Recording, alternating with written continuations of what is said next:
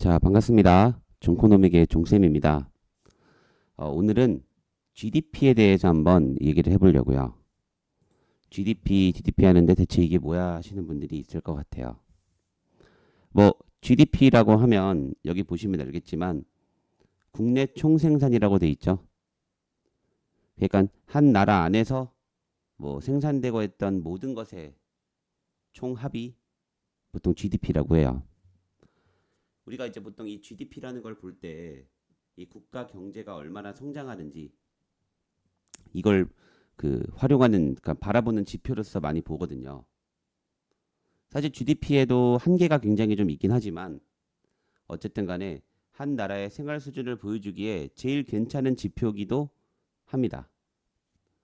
물론 이제 GDP 말고도 여러 다른 지표들을 참고하긴 하지만 보통 중심을 GDP에 두죠.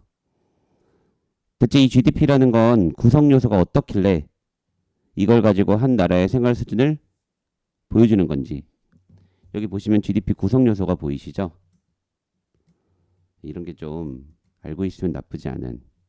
GDP 구성 요소가 소비 플러스 투자 플러스 정부 지출 그리고 순수출. 순수출이라고 한다면 수출 빼기 수입이겠죠. 뭐 이렇게. 그래서 이걸 모두 합한 것이 이제 GDP라고 할 수 있습니다. 실제로 수출 중심의 성장 국가들 같은 경우 요 수출액을 끌어올려 가지고 GDP를 올리거든요. 근데 그러다가 수출이 좀 안 되거나 세계 경제가 안 좋아서 아니면 뭐 지금처럼 좀 무역 갈등도 좀 있고 한 상황에서 수출이 올라가지 않으면 GDP가 올라가지 않겠죠. 그럼 이제 보통 어떤 정책으로 선회하냐면 내수 진작으로 선회를 해요. 이제 대표적인 국가가 중국이죠. 그러니까 원래 수출로 쭉 이렇게 수출 중심의 성장을 해온 나라인데 이제 좀 약간 미국이랑 갈등도 생기고 하다 보니 우리 내수를 살리겠다. 그래서 그때 보통 이제 내수 소비를 촉진시킵니다. 왜 그런지 아시겠죠? 왜냐면 GDP라는 것 자체가 수출을 통해서 올리는 법도 있지만 소비를 올려가지고 올리는 법도 있거든요. 됐죠? 아니면 뭐 투자를 늘린다든지 정부 지출을 늘린다든지 할 수도 있고요. 됐죠? 그러니까 여러분 쉽게 다시 말하면 한 나라의 총 소비, 투자, 정부 지출, 순수출을 다 더하면 GDP를 구할 수 있고 순수출이 증가해도 GDP는 성장하고 정부 지출이 증가해도 성장하고 투자가 증가해도 소비가 증가해도 그럼 대체 투자 소비 차이는 뭐냐? 소비는 말 그대로 그냥 내가 사용할 물건을 사는 거예요. 이걸 우리가 소비라고 해요. 그럼 투자란 무엇이냐? 그냥 사는 게 아니고요. 이걸 활용해서 더 높은 가치를 창조하기 위해서 사는 걸 투자라고 해요. 예를 들어 제가 컴퓨터를 삽니다. 이게 단순히 제 어떤 그냥 개인적 사용 목적이에요. 이것은 소비. 근데 제가 컴퓨터를 사요. 자, 이걸 바탕으로 종코노믹 채널을 운영해서 방송을 촬영해서 좀 더 높은 부가가치를 창출하고 돈을 벌기 위해 샀어요. 이게 투자예요. 그러니까 내가 뭔가를 사서 다른 어떤 가치를 창조하기 위해서 하는 건 투자고 그냥 나의 만족을 위해서 쓰는 거면 소비다. 이렇게 생각하시면 돼요. 그리고 정부가 공공사업에 쓰는 돈을 보통 정부 지출이라고 하고 뭐 공무원분들 월급 주는 것도 정부 지출에 들어갑니다. 그리고 순수출은 이제 총 수출액 빼기 수입액 이렇게 되겠죠. 그러니까 이런 것들을 진작시켜서 나라를 살리려고 경제를 올리려고 성장시키려고 하는 거죠. 그러면 우리가 여기서 이제 어떤 거에 대한 생각을 해볼 수 있냐면 보통 이제 경제가 어려울 때 가장 먼저 선택하는 이거는 우리나라뿐만이 아니라 대부분의 국가에서 선택하는 방법인데 바로 소비 진작이에요. 실제로 보통 이걸 선택하는데 대체 이거는 왜 이런 선택을 할까? 왜? 라고 할까? 이거에 부정적인 분들도 계시니까. 뭐 이거 제가 지금 옹호하려고 하는 건 절대 아닙니다. 그냥 경제학적으로 이거를 하는 이유에 대해서 어떤 이론이 있길래 그러는지를 말씀드리고 싶은 거죠. 자, 왜 그럴까? 네, 밑쪽으로 내려가 볼게요. 바로 요 점이에요.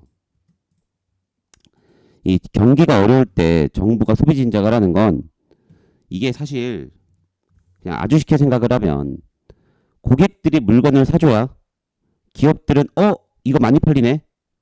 나 이거 좀 더 많이 만들어 볼까? 할 수 있겠죠. 그러니까 소비가 증가하면 기업 매출이 늡니다. 그럼 기업 매출이 느니까 나 이거 더 만들어야 되겠는데? 이거 만드니까 다 팔리네. 그럼 더 만들까? 그럼 공장을 지으려고 할 수 있겠죠. 그럼 공장을 지으면 또 노동자가 필요하겠죠. 투자가 올라갈 수 있고 그에 따라 생산과 고용이 함께 늘 수 있어요. 그래서 먼저 소비를 통해서 기업에게 자극을 주는 거죠. 봐봐. 소비 돈 쓰잖아. 투자 늘려. 고용 늘려. 이렇게 할 수 있는 거죠. 그러면 소비를 진작시켰는데 이를 통해 투자도 늘고 고용도 늘고 매출도 다 늘고 이 진짜 성장이 되죠. 이렇게 GDP를 건강하게 올라갈 수 있다라는 여지가 있기 때문에 그래요. 실제로 소비가 증가하면 기업들의 투자도 증가하고 또 그러면서 기업 노동자들의 소득도 증가를 하고 또 그 기업 노동자들이 소비가 증가하고 또 기업들이 매출이 증가하고 뭐 이렇게 계속 이어지겠죠. 이런 선순환 구조 이런 걸 승수효과라고 합니다. 그래서 돈이 돌게 만든다라는 게 이걸 뜻하는 거죠. 됐죠? 자, 이제 보통의 경제학적인 이론이 이런데 사실은 이게 전부 다는 아니에요. 요즘 같은 시대에는 좀 한계점이 있기는 합니다. 요즘 같은 시대에는 여기 보시면 이제 점점 더 그러니까 소비자들이 소비를 하는 것과 직접적으로는 관련이 없는 뭐 물론 돌고 돌아 다 그 영역이겠지만 어쨌든 직접적인 그런 연결이 되는 산업들이 줄어들고 있어요. 막 AI고 되고 고도화되고 하면서 그러니까 사실 이렇게 되니 소비를 진작시키는 걸로 그 기업에게까지 이득을 주기가 쉽지가 않은 거죠. 되려 그냥 잘못하면 돈만 풀리고 사람들 돈만 쓰면서 물가만 오르고 하는 일도 생기는 거죠. 이게 소비 진작이 바로 기업의 매출 증가로 직접적으로 연결이 돼서 뭐야 매출 늘었네 투자 늘려 이렇게 되면 좋겠지만 이제는 그 연결고리가 조금 약해지고 있다. 좀 산업도 세분화되기도 하고 그래서 이 큰 관련이 없는 기업들이 생기게 되고 그러니까 약간 승수효과가 크지 않은 것도 사실이죠. 뭐 사람들이 전자제품을 많이 사주고 이런 것들이 삼성전자에게 좋긴 하겠지만 소비를 늘린다고 갑자기 삼성전자 매출이 확 늘진 않잖아요. 반도체를 만드는 물론 뭐 삼성전자는 뭐 그런 삼성 매장도 있고 하지만 어쨌든 간에 삼성전자 반도체로만 보자면 이런 걸 말하는 거예요. 그러니까 이게 소비 진작에 큰 의미가 있냐 승수 효과가 진짜 좋은 거 맞냐 하는 얘기는 나올 수 있죠. 근데 뭐 그런 사람들도 많이 생기긴 했지만 여전히 이런 소비자들의 소비랑 직접적으로 연결되는 그런 산업들도 많죠. 뭐 대표적으로 자영업 아니에요. 자영업자분들은 소비자들이 소비를 해주면 바로 소득이 드니까 그렇기 때문에 여전히 경기가 어려울 때 너무 어렵다면 사람들이 돈을 쓰고 경기가 활성화될 수 있게 만드는 방법도 좋은 방법이 될 수 있다. 근데 이거를 또 너무 심하게 했을 때 이거 이제 한계점이고 이거는 소비 진작을 너무 활성화했을 때 문제점은 뭐냐? 이제 이거를 그러면 누군가는 돈을 찍어내야 될 거 아니에요? 보통 이제 이거를 정부가 돈을 찍어내거든요. 정부 부채를 발행을 하죠.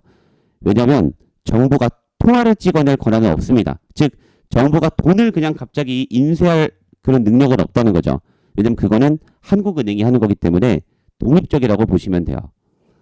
근데 이제 정부가 할 수 있는 거는 국채를 발행하는 거죠. 국가부채.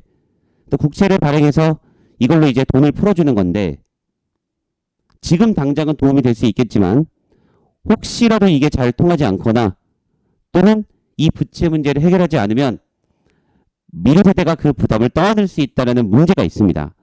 항상 이 부분에 대해서 우리는 생각을 좀 할 필요는 있는 거죠. 물론 당장 우리가 너무 고통스러울 때 우리 고통을 줄이기 위한 것도 중요하지만 너무 그거를 끌어다 쓰면 우리 이제 자식들 세대가 너무나도 힘들 수 있다. 뭐 이럴 수는 있다라는 거죠. 그리고 아까도 제가 한계점에서도 좀 말했지만 승수 효과가 크지 않을 수도 있어요. 아까는 산업이랑 연결해서 말했다면 예를 들어 사람들이 돈을 받았어요. 근데 그 돈을 쓰지 않는 거죠. 모아두는 거죠. 실제로 이거에 대한 얘기들도 많거든요.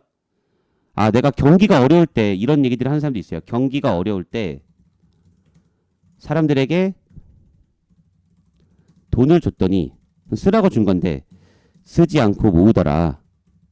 그러면 돈이 돌지 않고 승수 효과는 약하다. 아주 약하다. 이렇게 이런 논리를 펴낸 사람들이 있었어요. 그리고 실제로 맞기도 하고 어느 정도.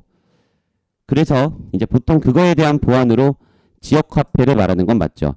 그러니까 사용 기한이 정해진 지역화폐를 말하는 건 사람들이 돈을 무조건 쓰게 만들기 위함이다. 라고 보시면 됩니다. 뭐 이런 대책들로 보통 보완을 하죠. 결국 제가 말씀드리고 싶은 건 경기가 어려울 때 소비 진작이라는 대책을 택하는 것은 사실 어떤 정부가 어떤 경제정책을 실현하든 전부 다 고려할 법한 얘기고 이렇게 하지 않는 국가는 거의 없다고 보면 되는데 다만 이 정도를 어떻게 조절할 것이냐 또 우리 정부 부채의 수준을 어느 정도로 유지하는 것이 적절할 것이냐 이 부분에 대해서는 의견 차이가 있을 수 있죠. 어떤 이제 정치인들은 또는 어떤 정부에서는요. 아 이거 소비 진작은 필요한 거 맞지만 여기서 정부 부채를 더 끌어다 쓰면 정말 부채 문제가 심각해지고 그리고 사람들이 나중에 너무 힘들어진다. 특히 미래 세대가. 그래서 조금 힘들더라도 이거는 소비 활성화 전략으로 가면 안 된다. 라는 것도 있을 수 있고 또 어떤 정부에서는 아니다. 이 정도 부채는 우리가 충분히 부담 가능하고 이 정도까지 부채를 더 발행해서 해도 사실 미래 세대가 안는 문제는 크게 없다. 이런 게 있기 때문에 이런 식으로 생각하는 정부도 있을 수 있고요. 그러니까 이 안에서의 어떤 정도 차이의 문제지 이게 옳고 그름의 문제가 아니거든요.